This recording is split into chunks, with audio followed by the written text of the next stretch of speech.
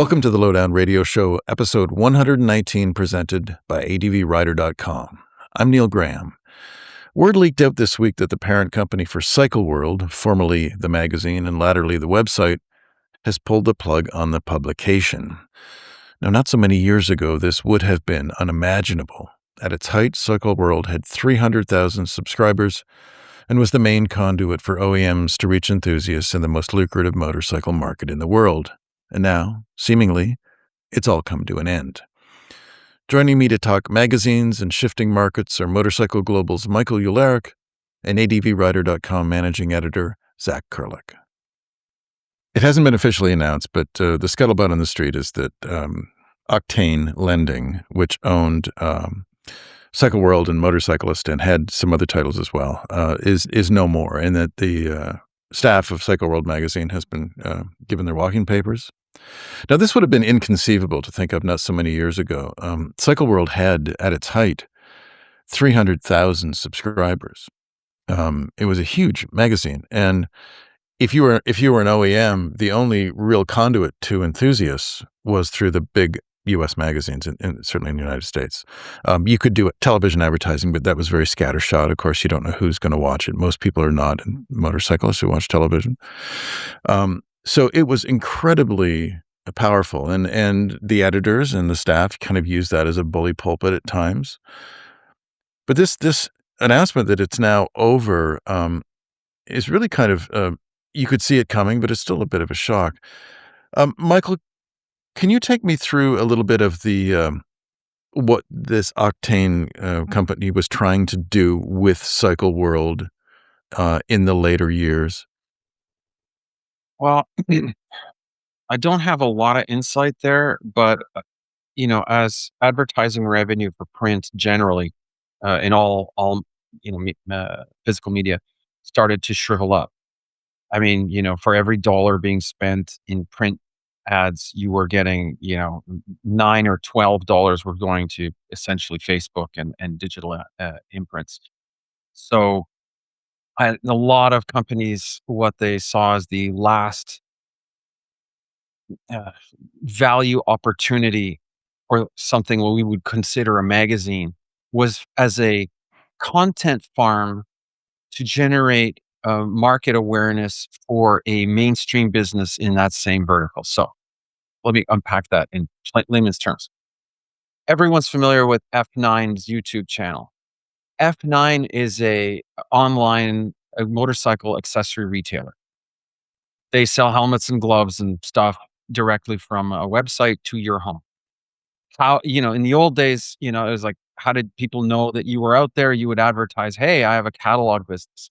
The YouTube channel is a conduit to the store, or at least that's how it was founded.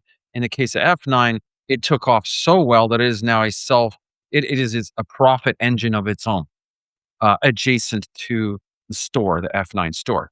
So Octane sold insurance, no, sorry, financing, Yes. dealer financing and retail financing.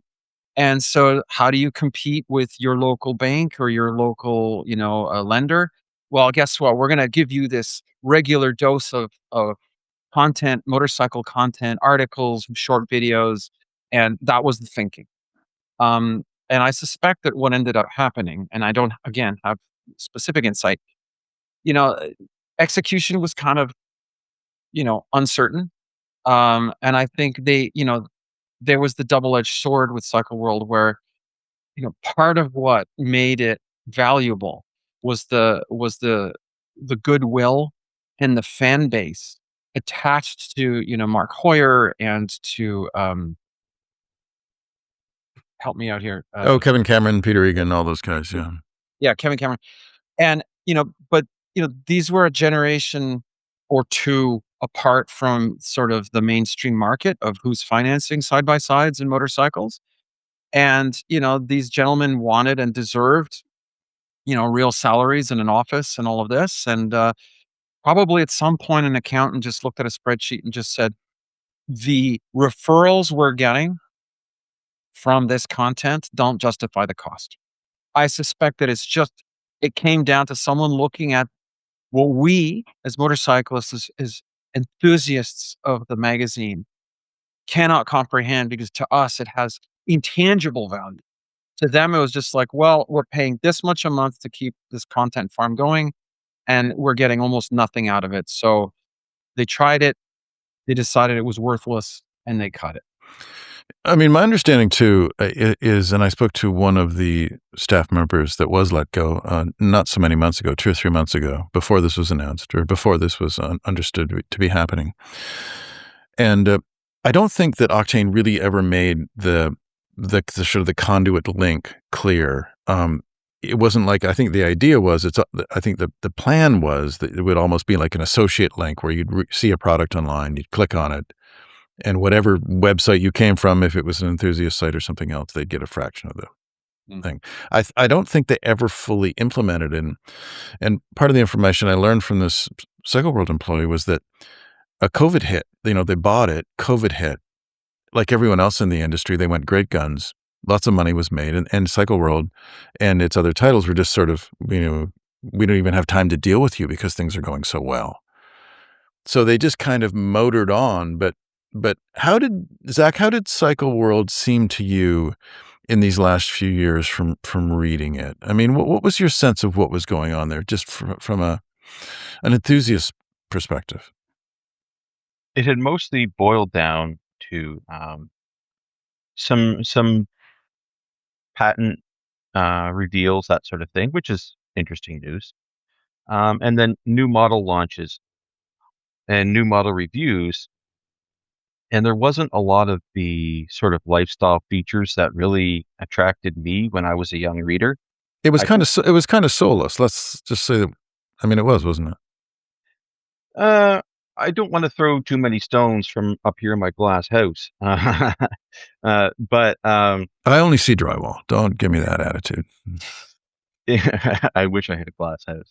No, it was different, and, um, I felt that Cycle World's last print run, when they went quarterly, I felt that that direction worked really well for them. I felt that they had kind of gotten out of the trap of trying to be a news breaking, up-to-date publication. They were doing lifestyle stuff, which is what they were good at, and then they had moved back into that news breaking stuff when they went to a website. Sure, they had some great stuff from Ben Purvis, especially talking about new models, and that was good. But they had bike reviews, and that stuff's interesting to many people too. But now there are a lot of other channels that do bike reviews, and it's a lot harder to stand out.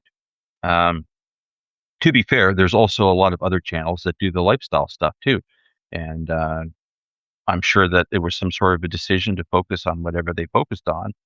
I don't think it was interesting to me, but it could have worked very well for other readers. I am an oddity, as always. Michael, any thoughts on what you saw in recent years? I bought the last print copy, um, just like I bought the last print copy of, I think it was motorcycle the classic motorcycle or something, one of the vintage UK titles. It made me really sad, um, and the yeah, I don't mean sad that it was the last print copy, that too. The content I felt was extremely weak. I feel that when they went to their quarterly, print cycle rather than monthly, at first I thought, "This is nice. There's a spine, heavier weight paper. It'll be more thoughtful." You can't do the latest product launch. I mean, that's what was the staple of magazines, right? It was every month, and that's how you got, for those of us over the age of 40, that was how you got up-to-date information, was at the end of the month through some kind of print media. Or MCN, which we haven't mentioned, Motorcycle News, was a newspaper. It was printed on newsprint. It came out every week on Thursday. Yeah, yeah. And it was mostly ads, but, the front, if you wanted to know what was absolutely the latest news in the motorcycle industry, MCN was your place. Cycle World at the end felt like I I don't wanna go there, but I feel no other way to describe it. It felt like the boomer nostalgia motorcycle magazine. "Oh, look, another comparison with a Fender guitar. Look, I don't play music. I don't know the difference between a Spanish guitar and a ukulele, but, I don't give a shit about the Rolling Stones or Beatles or muscle cars or, Fender amps. I just don't care. I've heard about all of that my whole life. And reading the Cameron ads, pardon me, the Kevin Cameron articles. Oops. No, they were good technical pieces, but I got the feeling that it started getting a little curmudgeonly. That the whole tone of the magazine was starting to be like, "Wasn't it great when?" And I it could be me projecting. In fact, I think you're Michael. I think you're absolutely right. To me, to jump in here, I think that Cycle World was shell shocked. I think they had been this, and a lot of the staff carried over, so it wasn't like new guys came in and didn't know the past or weren't in the office. I mean, just working in the racket coming from a small Canadian magazine. I mean, Cycle World was the first call in North America if there was anything new, if there was anything that an OEM wanted to get out. It was Cycle World. Cycle World had the choice of everything, and I don't think the staff. And I get this too. I totally understand it. I don't think they got over the fact that they were no longer relevant, and I think they just couldn't adapt. I mean, Jeff Bezos has said that at some point Amazon will fail, much to the chagrin of the investors. There will always be something else that comes along that replaces you, and I don't think Cycle World ever got over the fact of its diminishing significance. I don't know that if it's fair to say that they were no longer relevant, because I think any Not as relevant, certainly not as relevant as they were, though. I would put it this way, they weren't as powerful. That there's a difference. Mm. If Cycle World was publishing a good article, I would still read it just as happily as I did 20 years ago when I was a kid.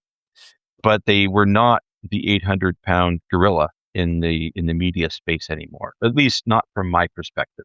Now you have it doesn't whether you think of that way or not. I mean, it's just Zach. Certain things are fact. I mean, advertisers did not need to go through Cycle World to get to enthusiasts, and that's not opinion. That's just reality. And so they no longer had the clout because there were options for manufacturers. Yeah, but that's what I'm saying. When you are the top dog, everything has to work the way that you want it. But I don't think that they were in that position for quite a while now. And that in itself means you have to change things about how you do business. And if you don't change them, your business will suffer. I mean, again, look at Canada Moto Guide, where I spent many years.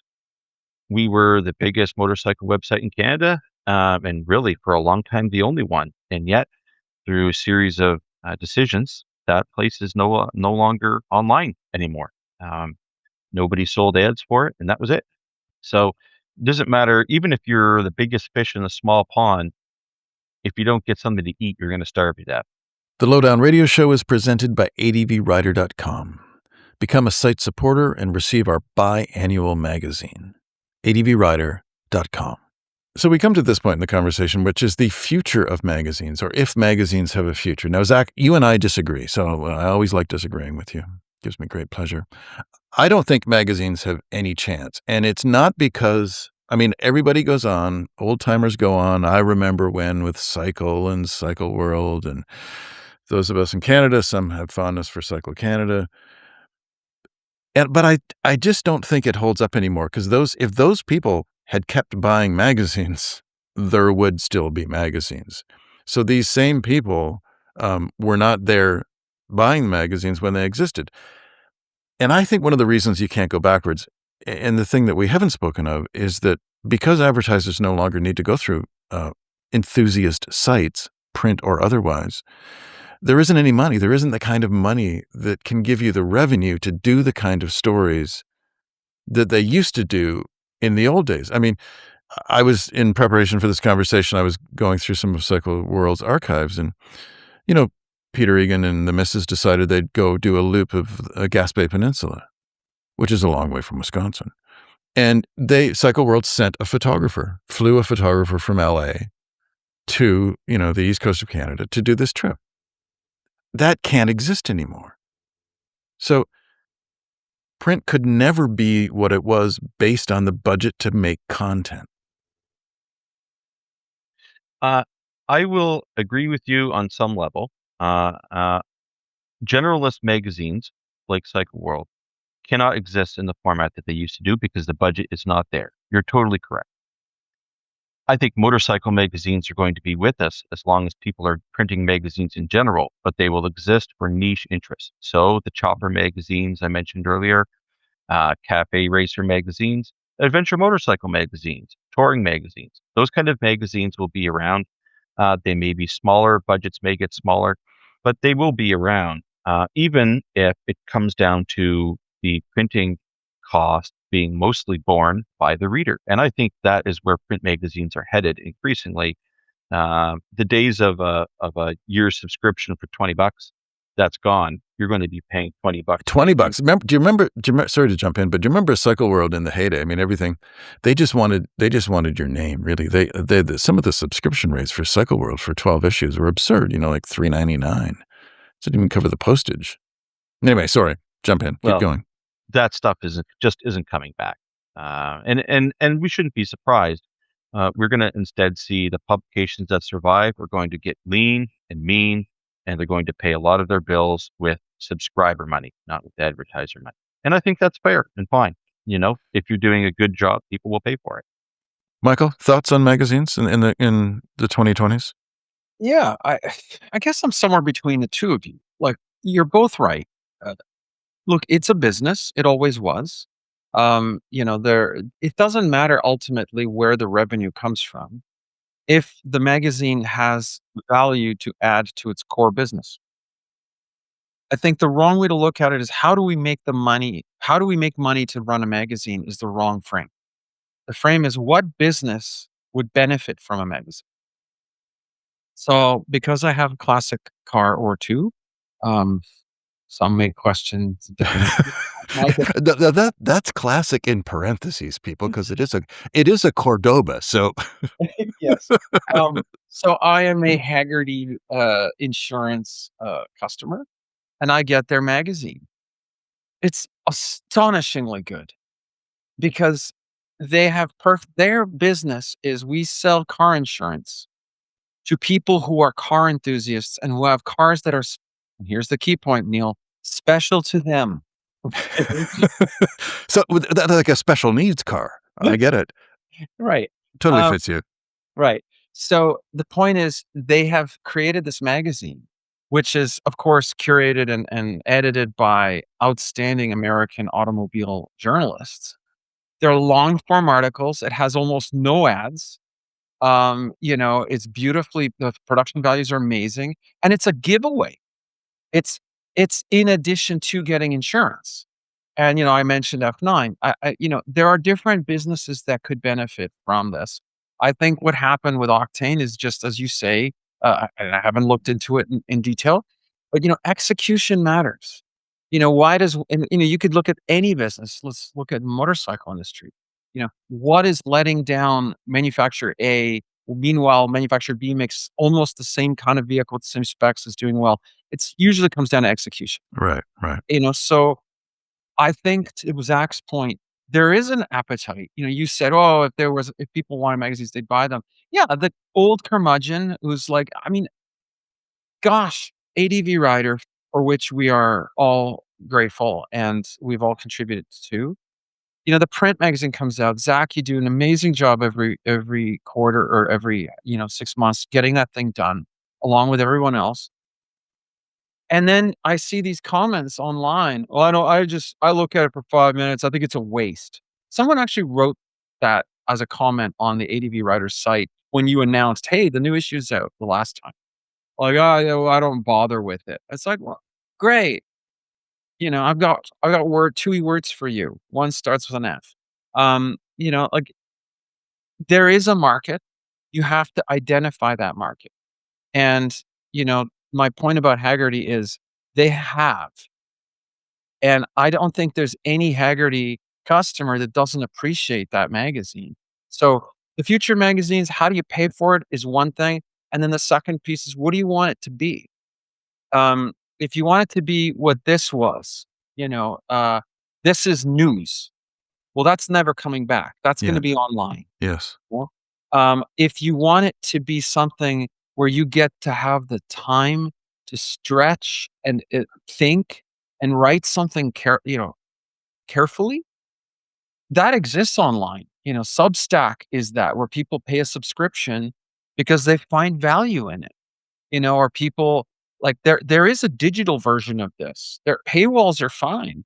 Let's not forget that when, really most of our lives, if you wanted something, you had to pay for it. Now there's this, well, I should be able to go online and get it for free. That's been socialized. And I think we're going to go back to, yes, you want something good, you're going to pay for it.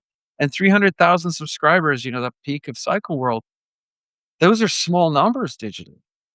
So I think, if people are willing to spend $3 a month, and they are, through Patreon or through some other subscription format, magazines can continue, and they can offer a print edition um, profitably, as long as it's, yeah, operationalized in a way that makes sense. If you think it's going to be, I'm going to sell ads, That's that's not not. it. Well, I'm glad you brought up the Haggerty magazine. And interestingly enough, I have insurance from my VW through Haggerty as well.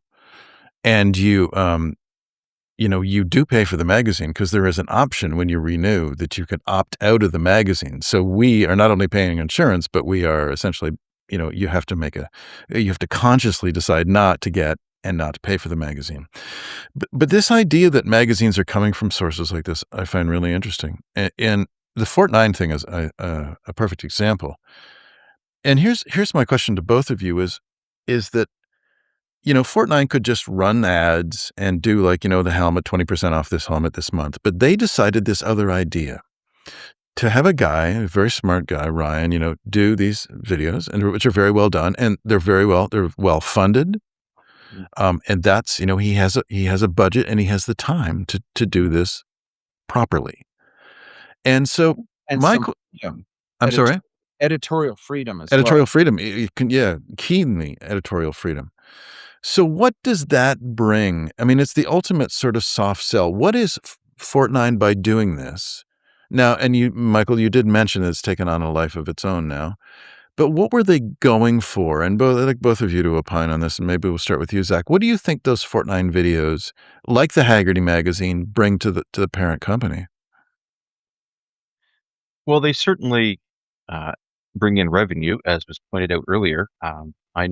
But No. do they bring in revenue? Because Yeah. they're They do. does Fort9 videos bring in revenue? Fort9 has millions of subscribers. I don't know what their current number is, but it's a lot. And they have affiliate links for the gear that's in their videos, in their video. And if you're not in Canada, you can't buy from Fort9. So if you're from America, if you're from, say, if you're from Phoenix and you want to buy the latest Joe Rocket boots, and you click on Fort9's affiliate link, they used to, I don't know what the case is now, but it used to take you to Revzilla, and Revzilla would give Fort9 affiliate money. And, it's nothing wrong with that business model at all. It makes perfect sense. In fact, I would contend that Fort9 probably figured out internet motojournalism for the 2020s and probably the 2030s. The only thing that's going to seriously impact them is as our population's focusing capability decreases and our brains slowly turn to mush thanks to Instagram Reels.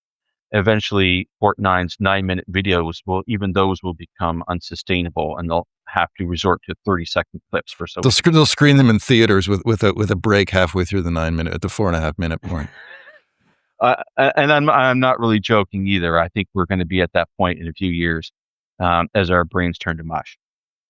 From a consumer standpoint, because I buy motorcycle parts like everybody else, right? I need tires, I need oil, and I don't just have a transport truck dropping this stuff off weekly like back in the days of the motorcycle industry boom. When I buy them, I will shop on price point for sure, but I'm willing to pay more to Fortnite to get me the stuff because I appreciate what they do. So it's made but it's made sort of an emotional connection. You have a connection with them that they're just not this faceless retailer, but they make stuff that you like to So they're consume. totally a faceless retailer. I just want to support them. Support. There's a Sorry. T-shirt. Let me jump in as from the business standpoint. That's it. That's marketing 101. Zach just nailed it. So a typical Fortnite video gets over 1 million views. The typical conversion rate for any product exposure, like advertising, literally soap, whether it's a billboard or a digital ad, the standard conversion rate is 3%. 3% of 100,000 views is 3,000. 3,000 people per 100,000 views are going to click on that link. Now, does that mean they're going to convert to a sale? Maybe not, but that's at 3%. And Zach made the point. Look at the comments. Within 1 hour of posting a Fortnite video, they've got hundreds of comments because there is a audience that has been created that is that are digitally subscribed to the YouTube channel, eagerly awaiting the next video drop. They watch it through many times, not once.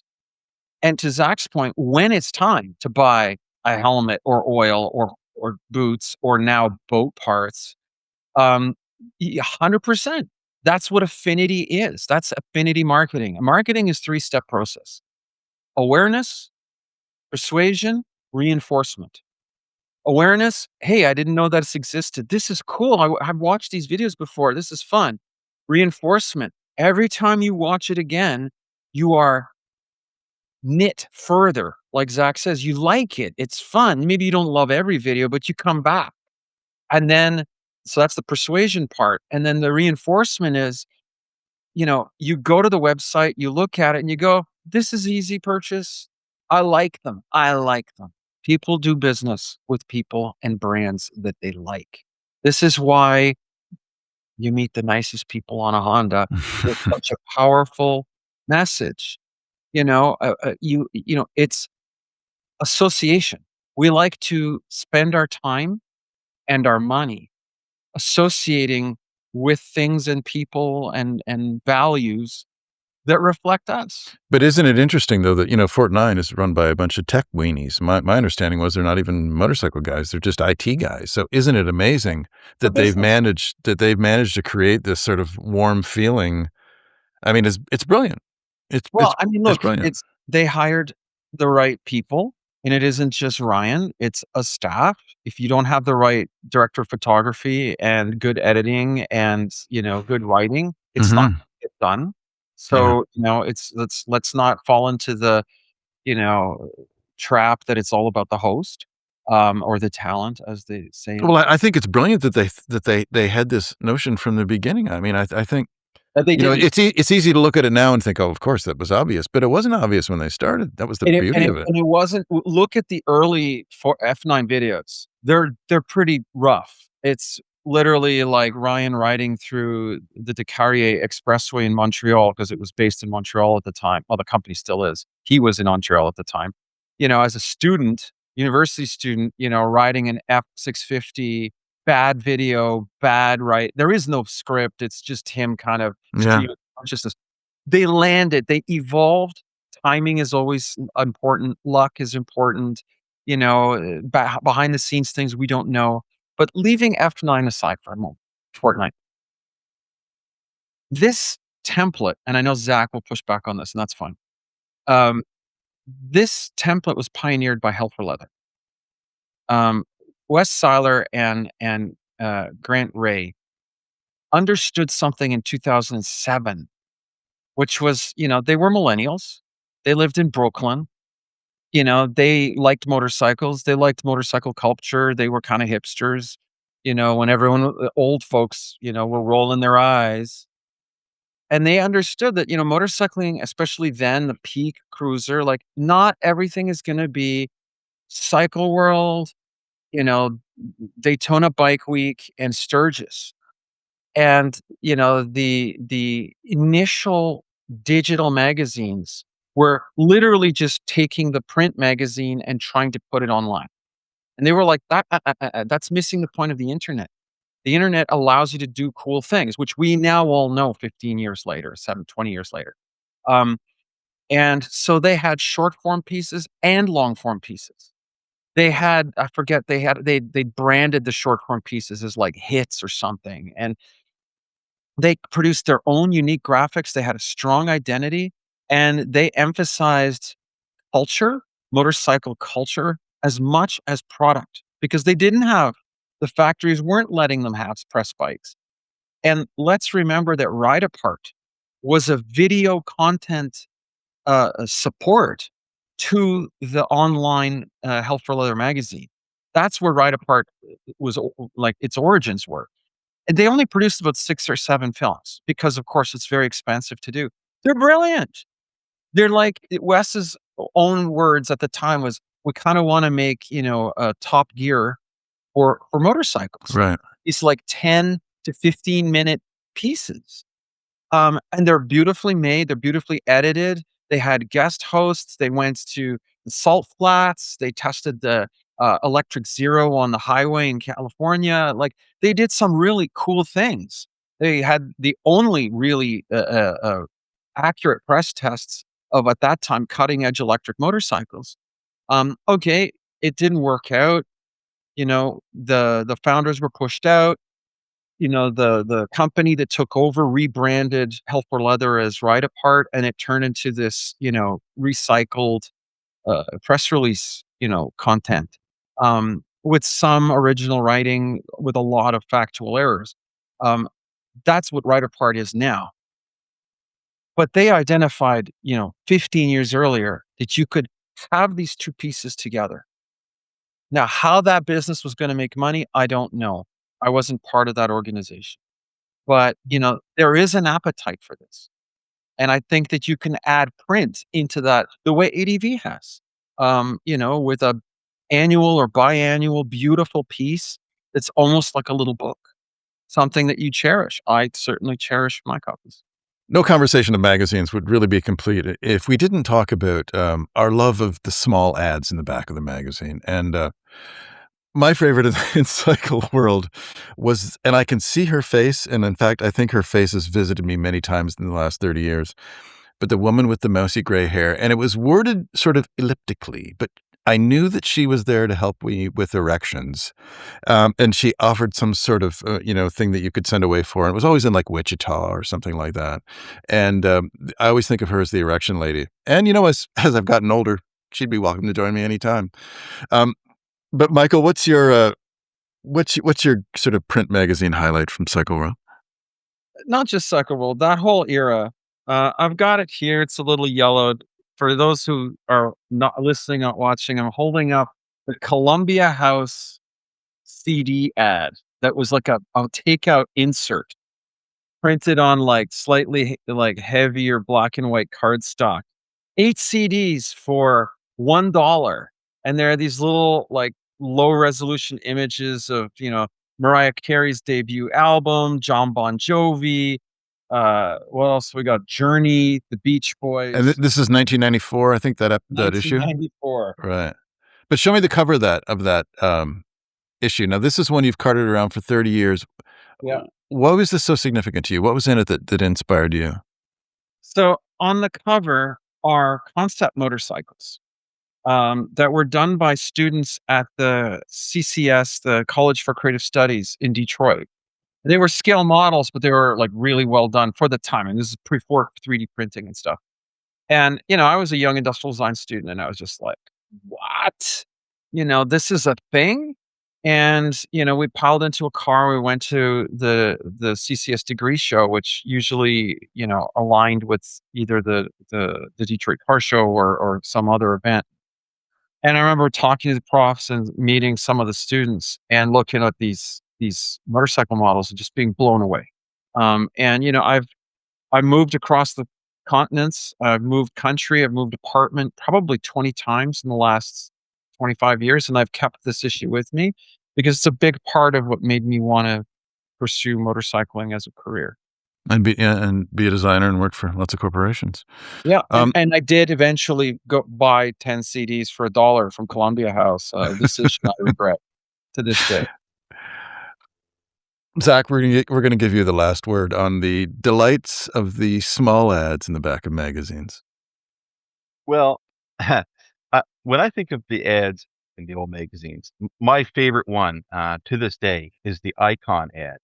That was a big ad, full page ad. The guy with the crash bike, he's sitting on the curb next to his crash bike, and he's all bummed out, but he's okay because he was wearing Icon. And then that was a really bold choice at that time to make a an ad like that that said, "Hey, you might crash. In fact, you will crash your bike. Mm. We've got Right. your butt." And I have looked for a copy of that ad online, haven't found it. I will have to go through my stack of duct taped together Cycle World magazines. Right. Another classic I remember, you can't see this if you're listening, but you can see it if you're on YouTube, is the Dragon Jeans advert with the Oh guy God, I remember that. Yeah.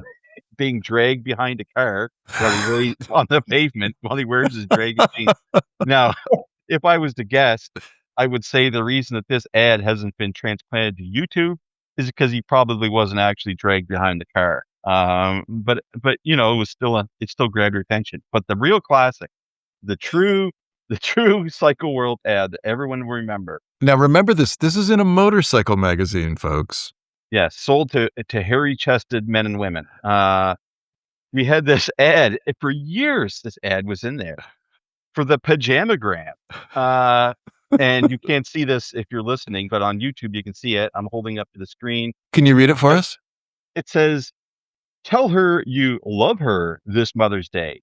Send your mom or wife a pajamagram."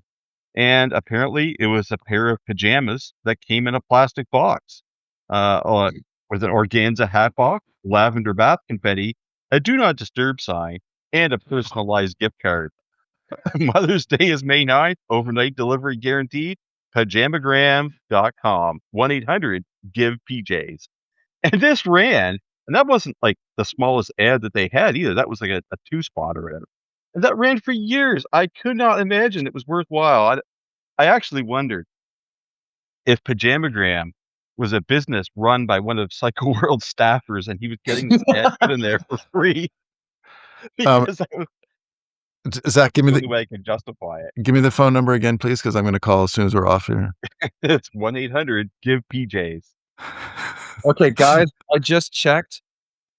Great news. Pajamagram.com, the domain, is available. You know what? So I sense an opportunity. Do you smell that? I smell money. Or Zach, pajamas. Zach, you start a magazine. Michael can advise us, and I'll sell pajamas. I think we'd all have found our natural place. Well, it worked at its peak, so I don't see why we couldn't bring it back. All right, guys, thank you so much. It was a lot of fun talking about magazines. So thanks again, Zach and Michael. Thank you. Well, that's all, folks. And for those of you who really do still love paper magazines, if you become a site supporter at advwriter.com, you will receive our biannual magazine. How's that for a pitch?